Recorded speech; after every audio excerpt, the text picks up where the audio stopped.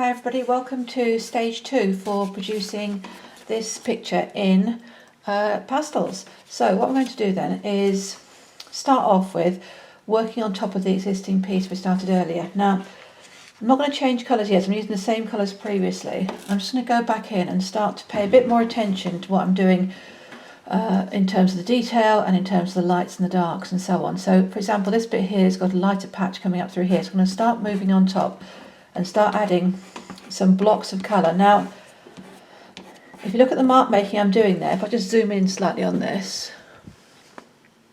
then you can see I'm doing blocks like this and I'm leaving gaps in between, so it's deliberately doing that. It's not just a question of doing a great big block of colour over it, it's actually blocking in but doing shorter mark making. So the previous mark making when I was doing the piece would have been much more bold and longer stripes of colour and so on, but with this one it's working on top and it's doing short blocks of colour, deliberately dabbing it on. Now the reason for that is when you blend it, what you'll find is you'll get a slightly uneven surface when you blend, and it will end up looking slightly mottled, and it will start to create an interesting surface to work on top of and give it more of a natural feel. So I'm just blocking in and I'm actually adding a few layers of some darker, some lighter, depending on what I'm looking at then. I can see some darker areas, some paler areas. So I'm just blocking those over and blow the excess dust off and just gradually build those up. So I'm not worried yet about where the edge of the cloud is, for example here, or the different colours on here yet. I'm just starting off some of the basics, looking at the colours I'm really using and just starting to add on to that. And what this will do is start to build some sort of 3D effect on there. And again, I'm just putting some lighter colour on there. So just building up that cloud across that area there. And again, this will help with the 3D and making it work to make it look more interesting and more natural and more cloud-like. Now, what I'm doing here though is blending with my little finger. So whatever finger you like really, but I'm just using the little one because I want to just use limited pressure and not over blend it, because at this stage, having done these nice little blocks of colour, if I start to blend quite heavily again, you remember before I was doing quite heavy blending, if I start to blend quite heavily, what will happen is it'll just blur the whole thing out, and all my interesting shading with the different blocks of colour on top will just disappear and it'll just all become one colour. So I'm literally just blocking over and rubbing in, not too heavily. Now at this stage you should find that the blending on top is becoming easier. So it's not quite as hard work as the first time, and it's just working on top and just softening in. Again, not over blending, don't rub too hard, you'll just lose that nice mottled surface. What I'm starting to get there is a slightly more mottled surface, and that's what I'm after. I want to create that feeling of the cloud moving and the energy of the piece. I don't want it to be too flat looking, have areas of blocked colour. I want it to build up and become quite interesting. Now with this blend I'm also then letting it interact with the colour underneath quite readily.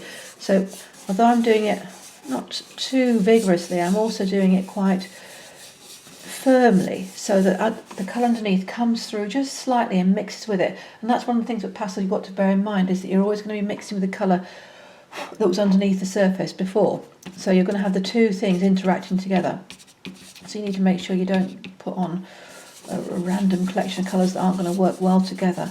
So it's just building up the surface and creating quite a nice, slightly cloud-like mottled tones through here. And that's just going to continue on down, so I can then take this down and start putting some more colour into this area here, and then through into this area here. And again, these little blocks of colour, just blocking it on and then rubbing it in so you get this lovely patchy mark making effect.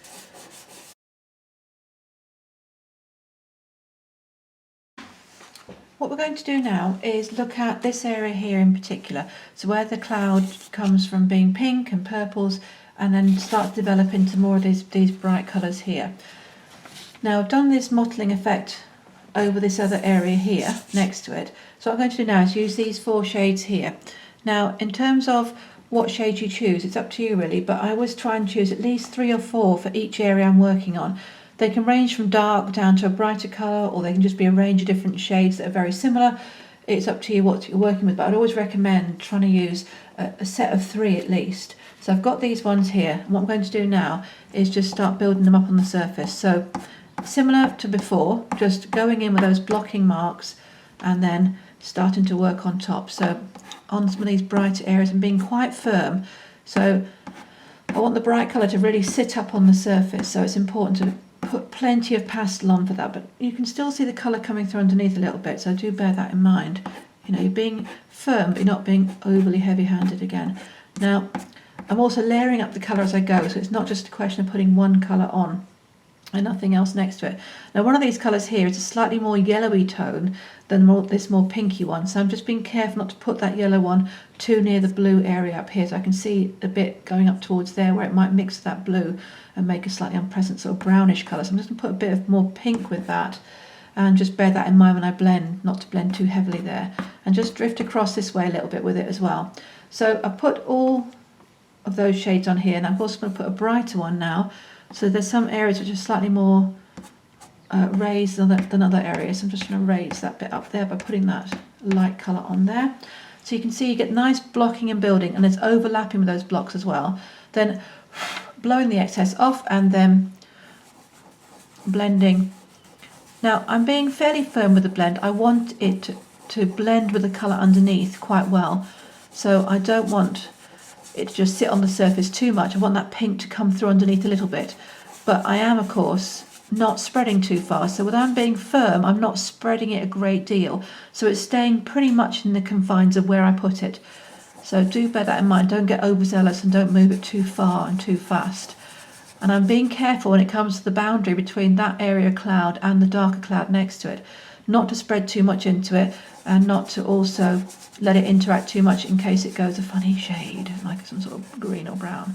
So taking that up through here and being quite gentle here. So I've changed pressure there from here, pressing quite firmly so that pink comes through a bit more, to here where I'm going over the blue purple area where I want a tint of that colour on top, but I don't want it mixing a great deal with that bluish purple because it will make an unpleasant colour. So I'm just getting it drift across there very gently, and so it sits on the surface, that colour. So it's all about the pressure of your fingers and how that works together.